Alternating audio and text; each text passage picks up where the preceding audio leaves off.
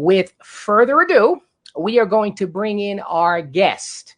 And here he is. Don, how you doing, buddy? What's going Wonderful. on? How are you? How's it going? Hey, Mark. We are doing What's up, great. man? And I'm happy you're here. You know, as we mentioned off air, very good to have you. I want you to explain everything about you, what you do in your business and how you got there. Well, thank you for having me. So Lip Smacking Foodie Tours is now 5 years in. Before that, I worked in restaurants here in Vegas for over 10 years. When I went to college and after college, hospitality industry, and then I started 5 years ago, wanting to show people around. There's so many amazing restaurants in Las Vegas, and it's overwhelming a lot of times, even for locals. And each of these restaurants, they're, the good ones are really known for something special, whether you're going for their signature dish or a program that they're offering that nobody else is doing. And, with the insider knowledge, I wanted to kind of take people around and highlight what each of these restaurants are special for and curate an experience from different experiences. So multiple experiences all in one. And we host them every day. We've expanded from doing them on the Strip to all over town, downtown, Arts District, Chinatown. We're looking at doing some other ones in the future, and we've even gone outside of Las Vegas, hosting some groups. So yeah, it's basically an experience, lunch or dinner. They take 2.5 hours, and it's a VIP experience where you're escorted right into the restaurant. They seat you right away, a tasting menu of their signature dishes, optional beverage package, and then we have a tour guide that takes you along the way and tells you about not only the restaurants, but some of the art and things that, if you're not from Vegas, you may not know. Yeah, Wow, that's awesome. great. I know, Yeah. Donnie, you've been going for about 5 years right now. You and I kind of opened our business right around the same time. And, congratulations to you on your success right now. And I've just seen you grow, and, you're the hardest working guy that we know. And it's good to see all the success that's coming with you right now. So tell us about some of the restaurants that you do go to, because, even myself and Jimmy, all three of us, we know people up and down the Strip, but you're right. It can be overwhelming with all these new restaurants that are opening up, all these new celebrity chefs. How do you take the guesswork out of somebody coming in from out of town and they just go to you and say, hey, you know what? I want to go to a bunch of restaurants. How did this, tell us from the whole experience from start to finish, including some of the restaurants.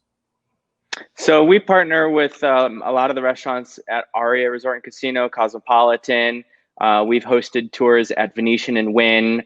Some of the restaurants, if you're in the know, you certainly have heard of them, like Javier's, if you're from Southern California.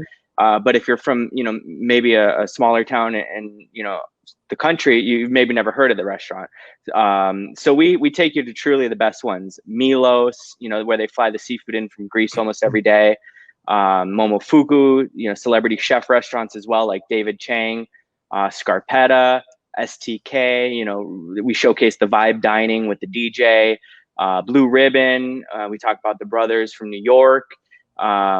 We go to Carbone, John George, Bar Do Brasserie by celebrity chef Michael Mina. So quite a few, and then a lot of others that haven't reopened.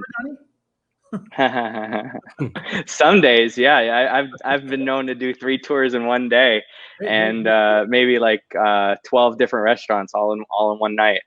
Great, that's excellent. So you're a hands-on guy. It's been a while, but for quite a few years, I actually was doing the tours myself, and I'm glad I did, because the tour guides, I've pretty much been through everything that they've experienced, or it's very rare that something comes up that I'm not familiar with. So it's great to have been hands-on for so long. Wow. But yeah, right now I'm doing less of the tours and more of the operations and marketing. To be on the ground hosting a tour, there's too much going on to take myself away for 3 hours when I have so many moving parts. We have multiple tours going out at one time, and I don't know if you're familiar, Jimmy, but we started these self-guided tours during the pandemic. And so those take place all over. So there's days that, you know, we're working with maybe 15 restaurants, different ones all in one day. Right. So it's a lot of logistics, a lot of customer service, and, you know, we want to make sure that, you know, we're providing a great experience and not letting anything slip through the cracks. So very detail oriented, which is something that Mark had taught me when we worked together. Of course. That's the man, yeah. Mr. Etiquette. Here's a little bit off skew right now, Donnie. So, Donnie, well, yeah, you know, it's important. About your history too. Where you from? Where you went to school? How you ended up in Las Vegas? Give us a little path along the way. I know a little bit because I've known you for 10, 15 years now. But tell us, all of our viewers, a little bit about your personal history. Sure. So I grew up in Chicago. In this, not downtown, but in Chicago, you know, about 40 minutes away from downtown, and, you know, went to high school, St. Patrick High School, and, you know, private grade school. And my mom actually had her own business. It was a children's clothing boutique, like high-end children's clothing for, you know, baptisms, christenings. My father had his own business, which was like a high-end custom furniture, and, you know, if you shopped at his store, it was like the elite, you know, sort of furniture. So they've all kind of had their own businesses. And my mom sold her business to move out to Las Vegas. She needed to get out of the cold weather. And about 2 years, I stayed back in Chicago. And finally, she had convinced me to come out to Las Vegas, kind of get a new start. You know, I was a bit stuck in the neighborhood, you know, not really a lot of opportunity. Just hanging out with my friends, you know, just not much going on. And so I had moved out here, and it was a change, you know, it was different from the Midwest. And about 2 years it took for me to get used to it. And then I graduated high school. I went to community college. I went to UNLV. During this time, I found my way working in restaurants. You know, I didn't start at the top because you have to build that resume in order to get there. And then I had realized, you know, how incredible the tips could be if you work at a really nice, busy and expensive restaurant. So I discovered, you know, how am I going to get to these top steakhouses? Because that's where, you know, 20% across the board, they're, you know, making great money. So I worked my way up, a lot of tenacity. You know, I don't know if you remember the way I had gotten the job at Social House, but I went straight to the owner when I was dining at his other restaurant. And, you know, I got up in the middle of service and, you know, spoke with him, and he kind of pushed my resume your way. And I guess coming from him, you felt the need to give a interview, and, you know, it worked out. And so, you know, I worked my way through all these restaurants, some of the top ones like STK. I opened the first year that the Cosmopolitan opened. That was a great experience. I worked at Wynn over at Botero. I worked at Social House, like we mentioned, Lavo, Sushi Samba, quite a few places, RM Seafood. And then my last was over at Paris at Gordon Ramsay Steak. I was there for about 3.5 years.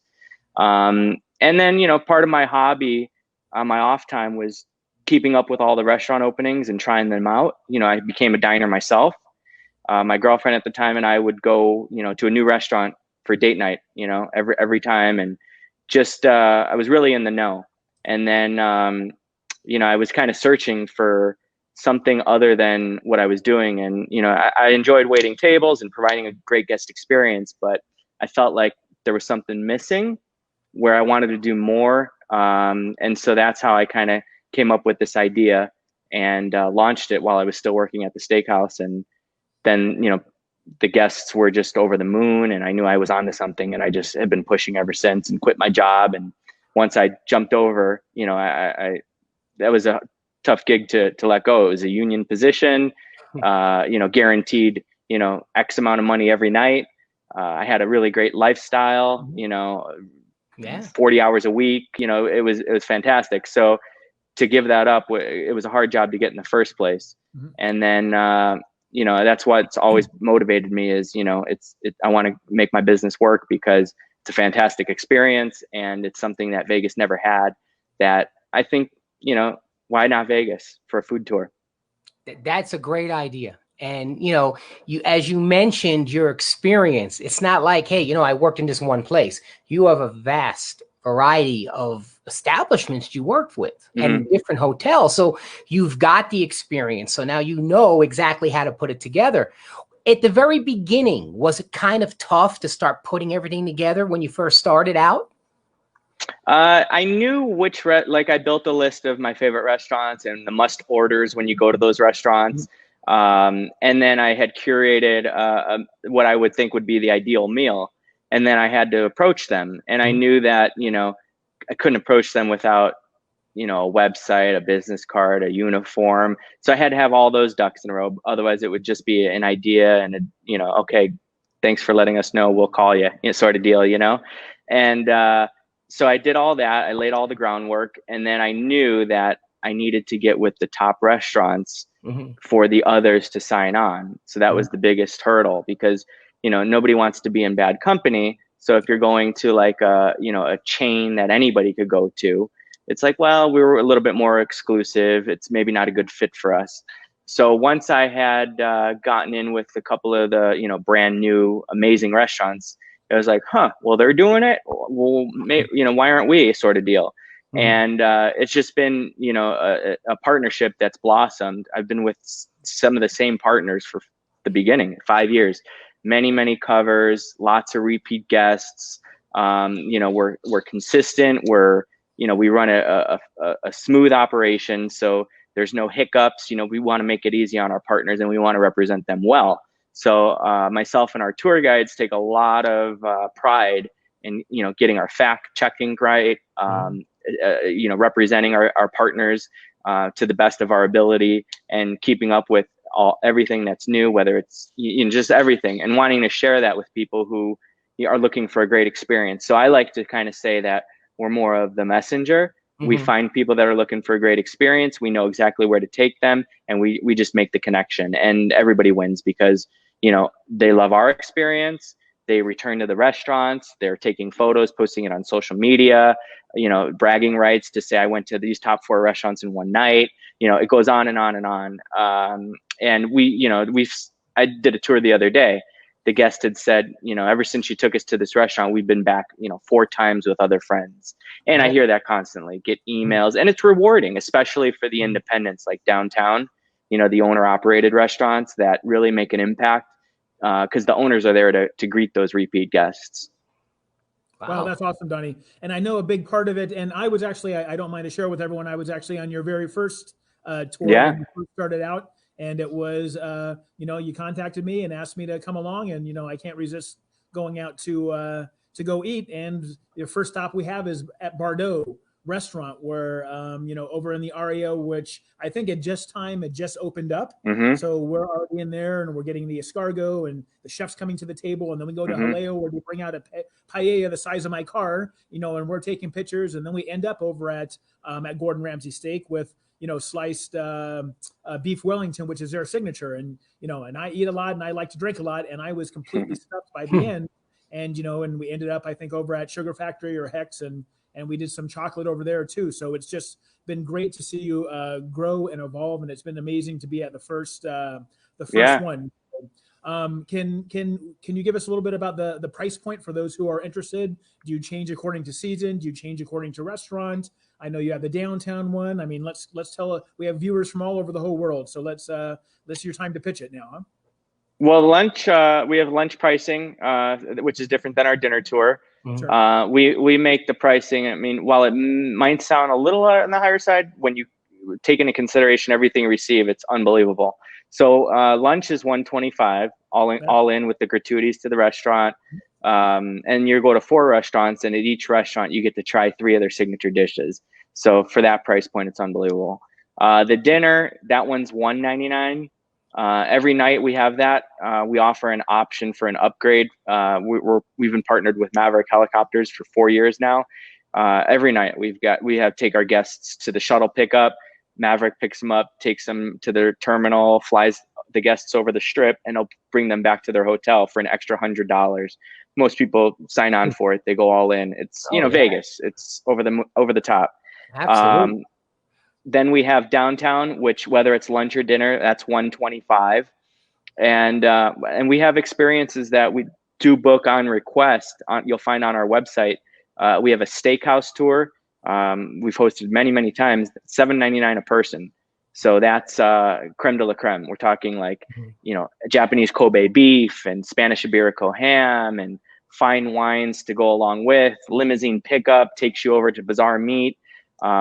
We would go to John George and Mastro's, and it's the work. Surf and turf. It's really like how I would want to, dine if everything was carte blanche.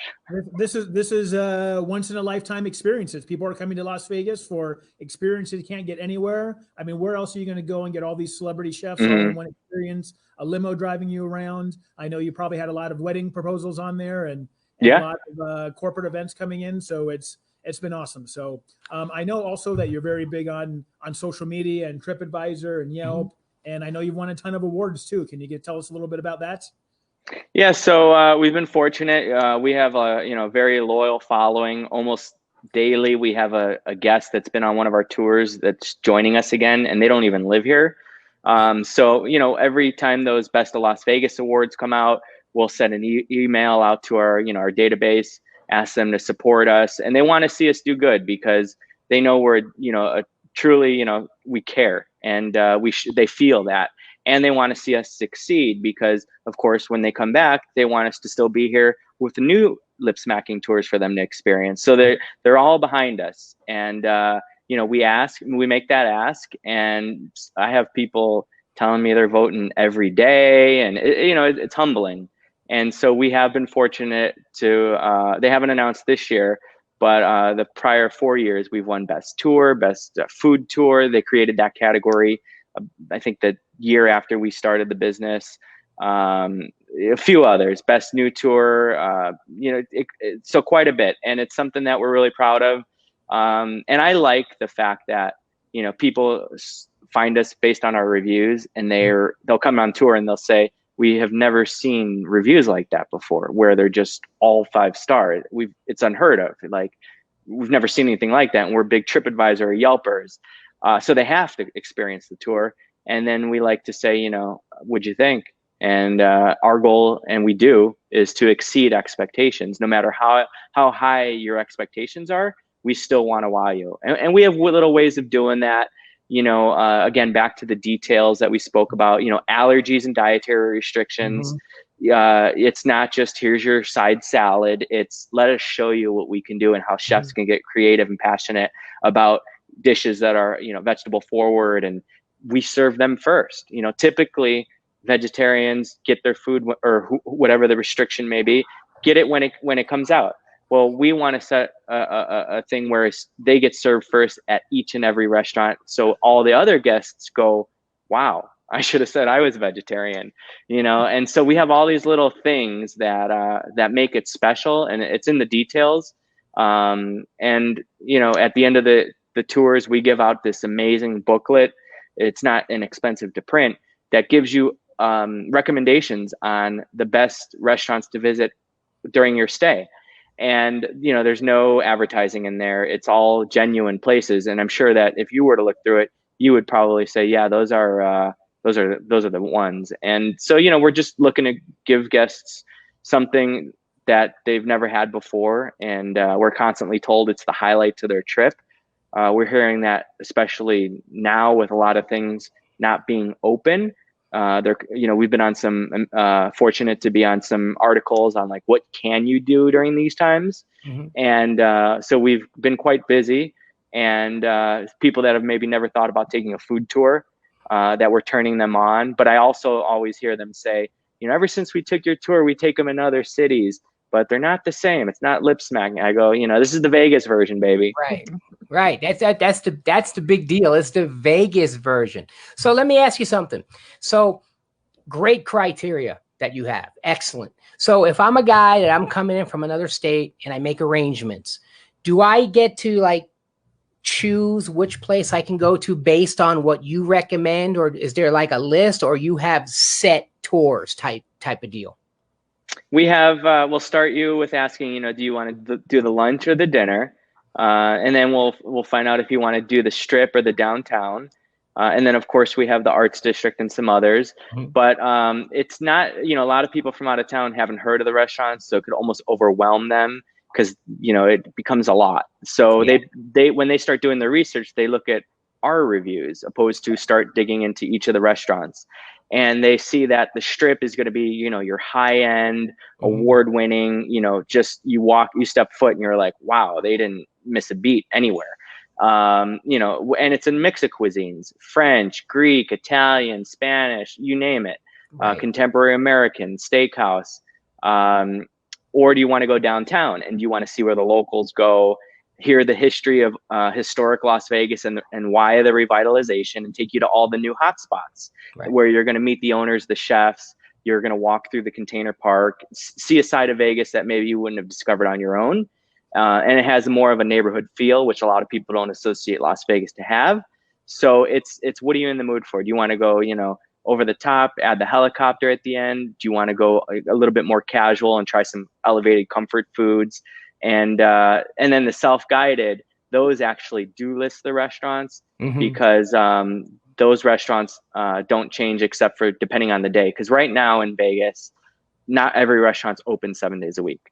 Right. So depending on what day you book, it will determine what restaurants are visited. So that's why it's been a great partnership, to work with many other restaurants at both Aria and Cosmopolitan, because that's where our tour is. That's awesome. It's true. Yeah. So let's, and you alluded to a little bit. I know you started the finger licking foodie tours on the phone, so people can go around during the pandemic, and some places aren't open.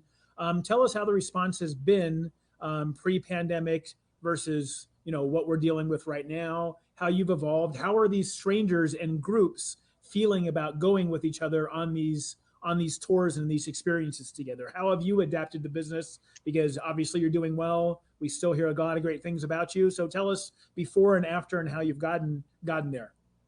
So I had, during quarantine and, just everything shut down, I was worried about my business because it came to a halt.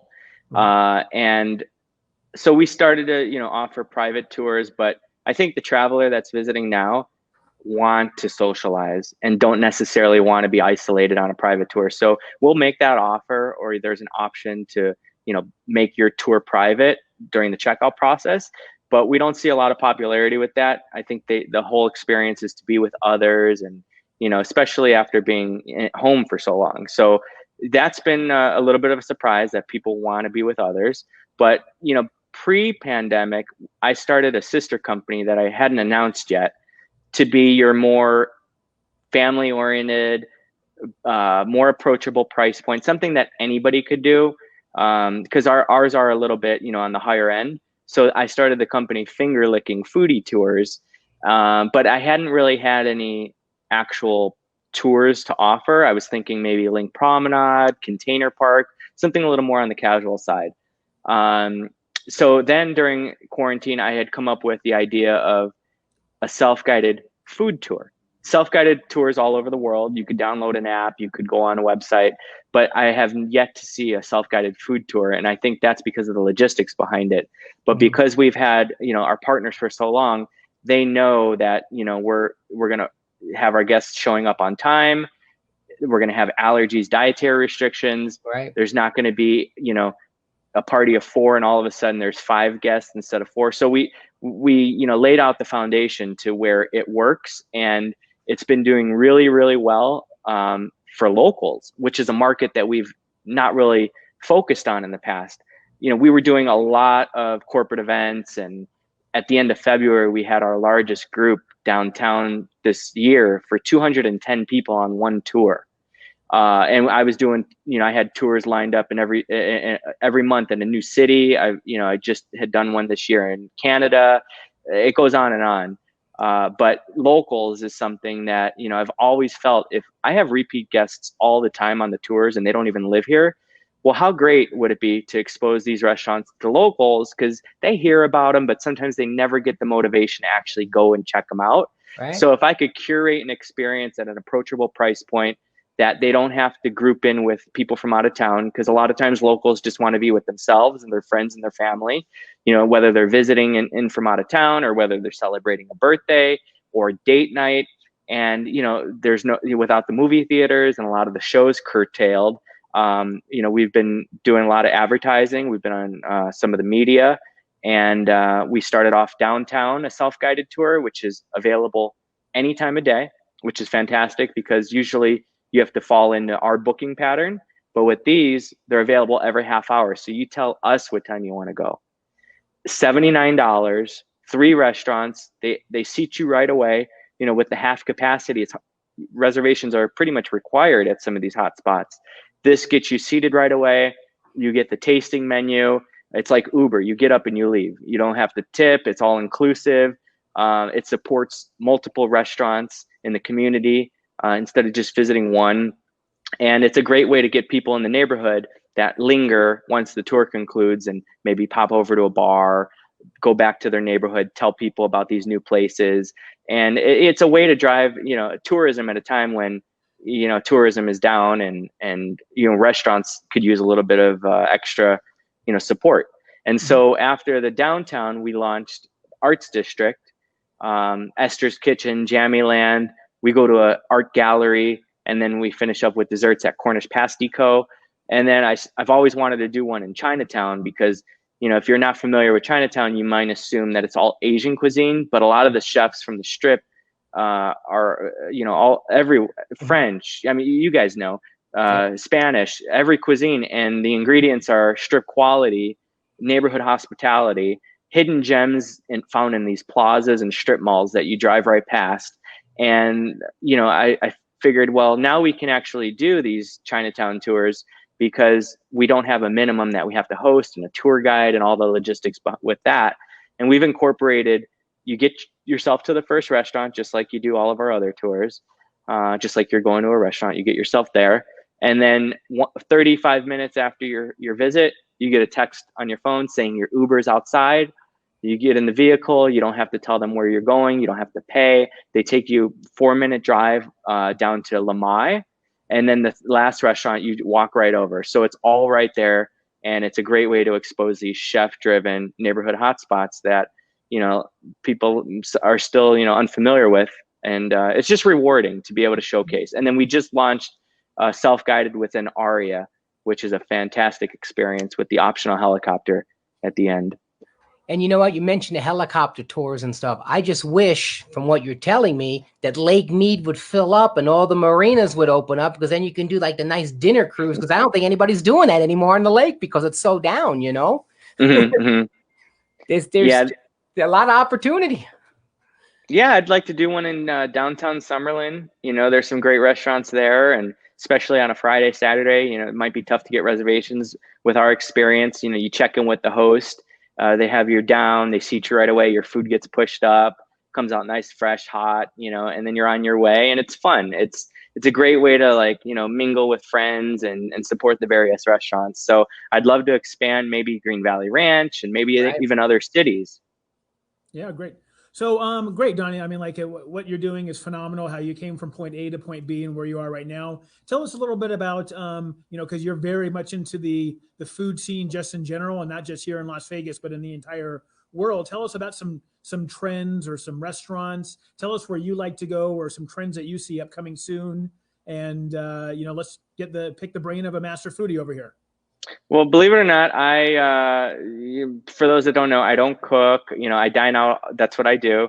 And I'm not as familiar. Really surprising. Well, and I'm not as familiar with restaurants outside of Las Vegas. I'm very honed in on Las Vegas. You know, we put up these blogs on our website that, you know, I think are very valuable. Tells you, you know, all these, you know, best desserts, best brunch, you know, best you know, hidden gems, best, you know, so, you know, I try to do that for people to, you know, have a source on where to go for some really great, non-biased information, even though I guess it's my information. But as far as trends, I mean, social plates, I don't know, that was a big thing. But I don't necessarily know how people are going to be feeling about, you know, sharing and community tables. You know, you go to a restaurant and there's one long table and everyone kind of mingles with strangers. I mean, it is my business to do the same thing. So I haven't seen, you know, a downturn with that. I've actually seen people wanting to connect now more than ever and get away from their cell phones and, you know, and just actually being with each other. But I think, outdoors and open spaces, outdoor events are, weather permitting. I think those sorts of ideas are going to really become popular, and people are going to push forward with those. Maybe if it's not so much a buffet, you're going to have those chef interactive stations where the food will be there, but the chef will help serve it out. And, especially when it comes to like banquets and events and receptions, right now you're seeing like bento boxes, that a different way to do, like a takeaway meal, an elevated way, because, we've gotten so elevated in so many ways that now we don't want to forget having to go back and take these precautions to forget about the experience. So we have to reinvent and say, okay, well, these are our constraints.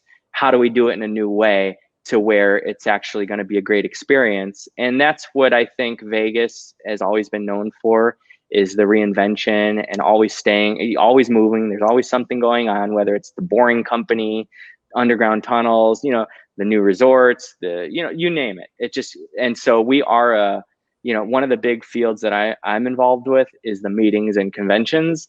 That's huge industry to Las Vegas. I think we're seeing that, how huge it is now. And, we're going to, be the ones to be the trendsetters and, show people how it's done safely, and still make a successful event for these organizations to come out and, put these on. And so that's something that I'm staying close to, more of trends on those sorts of things, and experiences, which I think are going to be a lot of like outdoor events. And, and I think Nevada is a good place for that, because, people are wanting to go out and to these, Outgo and check out the lake, like you mentioned, and just maybe Red Rock, or, so it's kind of evolving in a different way. So what do you see the trends in meeting and groups coming back into Las Vegas? Obviously, everything got wiped off the table until the end of 2020. Are people starting to peak back in as smaller groups and smaller conventions, or is it still everything kind of off the table? I think people are eager to meet, but we're in this holding period with everything going on, and with the regulations on how many can meet. It's up to 250 for the each venue, and I know that there are still events that are taking place in Las Vegas with those numbers. A lot of weddings, especially. People are it's wedding season, and love's not canceled, and people are coming to Las Vegas. If they can't host their wedding in California, they're taking it to Vegas. And so we're kind of all pivoting and just working with what we have, whether it's those social groups. Maybe it's not some of the tech companies that are traveling, but maybe it's family reunions and milestone birthdays and that sort of thing. And so yeah, it's a different kind of business that's in town, that we're gonna have to we work through until things are ready to come back, which people are eager. It's just we're right in this kind of holding period that there's nothing really on the books for this year, but everybody's eager for sometime next year. And then hopefully international business is another big thing. Sure. We need to get all of that back. I know that the UK, the Brits are eager as soon as that the borders open. Yep. They're probably saving up, ready to come out to Vegas and let loose. Absolutely.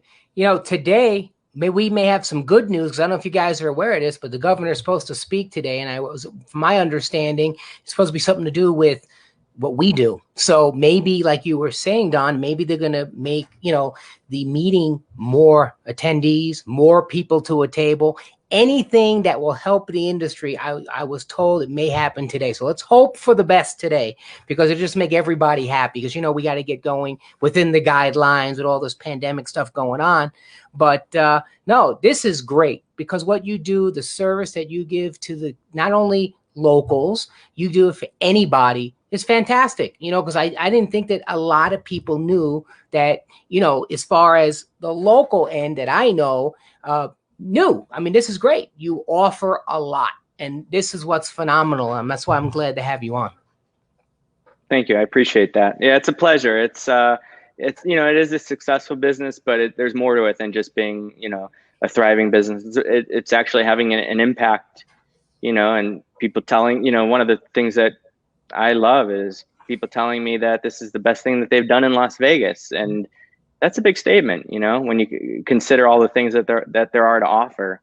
And, that's the fuel to my fire is, hearing people truly tell you that and write a review and say, this is the highlight. And I've been to Vegas, 10 times, once a year and all sorts of things. I did a tour the other day. I mentioned there was a guest on the tour that had taken one, 3-4 years ago. And she's been following along on Facebook and seeing, how we're doing. And she was like, I'm so proud of you, seeing how you started and where, all of that. And again, I wouldn't be as far along as I've come if it wasn't for the support of lots of people in Las Vegas and all over the place, the resorts, people that, stand by it and recommend and promote. It's a whole thing. It's not a one person deal.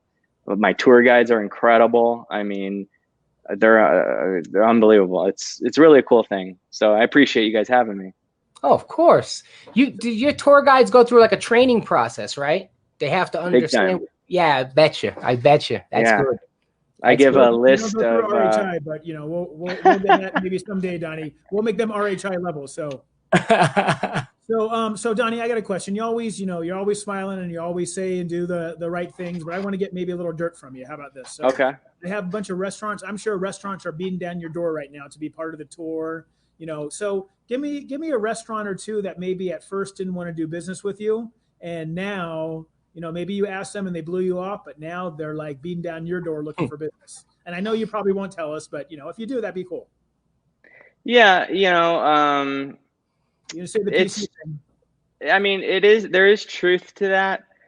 My vision is always, I've always kind of had this vision of knowing it.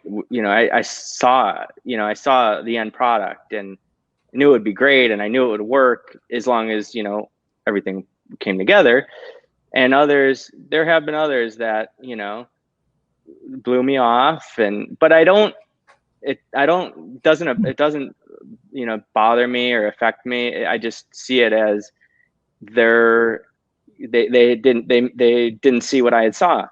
And while things may have turned, and after a while, and the reviews and just seeing it as a success, they've taken a different stance, but it really doesn't it's nor here nor there. It's I just want to have a successful business, a great name, continue to grow. Those things don't really do it for me. I don't need to. Yeah, no, that's, you're always moving forward, and looking back. If you look in the past, and you're going to stay in the past sometimes. So yeah, regardless of what people say or do, I mean, it happens to me too. We don't need you. You're cool. Thank you. You do a great service, but now they failed and they call you, and I don't look bad upon them, just like you mentioned, because hey, it is what it is. You know what I mean? And just no problem. Come on aboard now. And great approach, because everybody starts out and have their different ways of doing things. No, it's great. Don, this is great. Thank you. And there's a few people out there that I know we could have done like amazing things if they maybe sat down and had that conversation. But sometimes things don't always work out the way you want, and you just gotta for me, anytime I hit a wall, I just find a way to swim around it. Right. And I've hit many walls, but the tenacity and being believing. And then, but of course, having people telling you how amazing it is your motivation. So How could you stop? Exactly. I agree. So Donnie, tell me, so you worked for me, a couple times in the past. We talked about Social House. Tell me a little bit about yourself as when you were a server for me, or 10, 15 years ago, and your mentality of going from a line employee to a business owner, and now a successful business owner has got to take this total mentality of just the way that you're thinking. And all three of us here have restaurant adjacent companies and businesses that if the restaurants do well, we're doing well. So tell us about the mentality of, because we do have a lot of people and ask us about entrepreneurship what it takes to get there. So let's pick the brain of you and how your mentality had to change from, and when you finally cut off that umbilical cord and said, you know what, now I have a product here. So tell us. Mm-hmm. Yeah, well, I had never, you know, foresaw myself being an entrepreneur and having my own business, and, you know, taking as much pride as I do now as I did then. It was more, you know, I was a little younger then, and more, you know, just different state of mind. And I learned a lot, you know, I learned a lot, and I was, you know, I've come a long way from, you know, how I used to be as a server, because it was just kind of just a job. And then it wasn't until I had the tools that actually your restaurant had given me that it fulfilled me more. And what I mean by that is, you know, taking orders is anybody can do, you know, doing the job. But at Social House, that was the first time that I had the actual ability to greet the table, speak with them as one-on-one, and ask them to trust me to order their dinner for them, social plates, make those, you know. And that was a concept that, you know, now everybody's like, oh, you go ahead and order for us, you know, bring us the best dishes. But back then it was like, what do you mean, you want to order for me? You're going to pay the bill too? You know, but we had the product to warrant that. Mm-hmm. And so when, you know, I got a lot of, you know, I enjoyed that very much, and saying, all right, well, let's just start off with a couple of dishes, and if you like it, we'll go from there. If not, you know, I'll bring you back the menu. And so then I started, you know, getting this, oh my gosh, I would have never ordered that, and that was fantastic. Go ahead and bring us, you know, the rest of the meal. And then that became like enriching to see how many guests I can order for, you know, for every table. It was like, it was a bit of entrepreneurship, is taking ownership in your section and turning it into a business.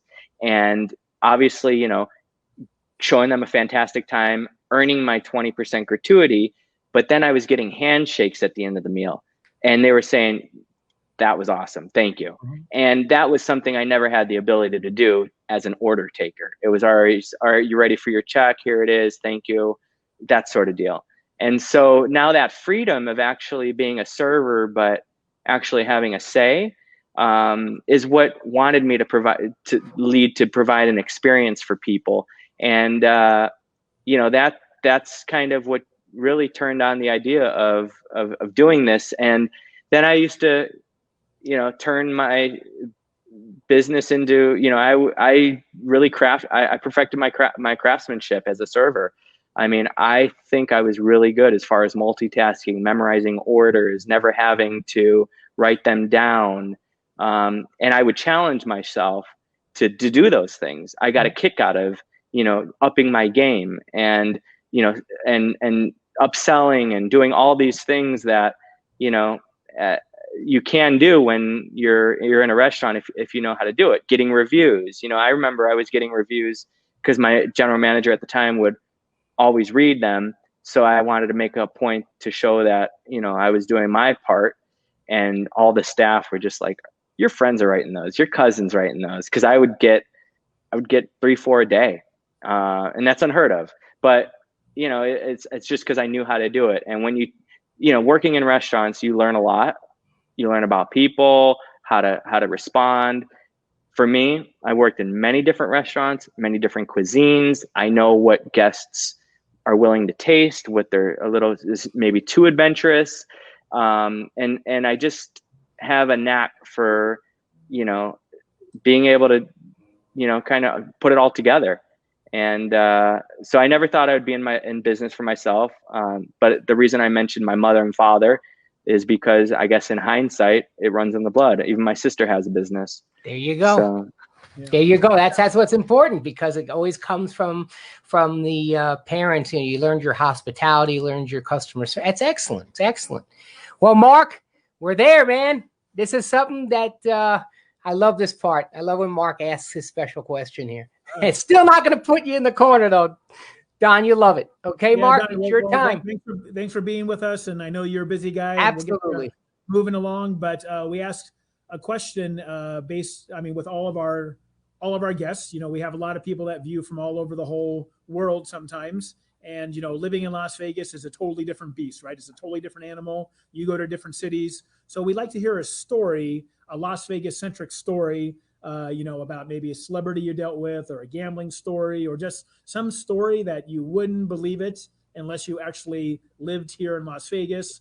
You know, we can talk around the three of us and we get it, but maybe somebody is like, wow, that actually happened, but it would just be a normal Wednesday for us here in Las Vegas. So, you know, is there any kind of story that you can share with us, you know, about something you wouldn't believe unless you actually were here and in the industry?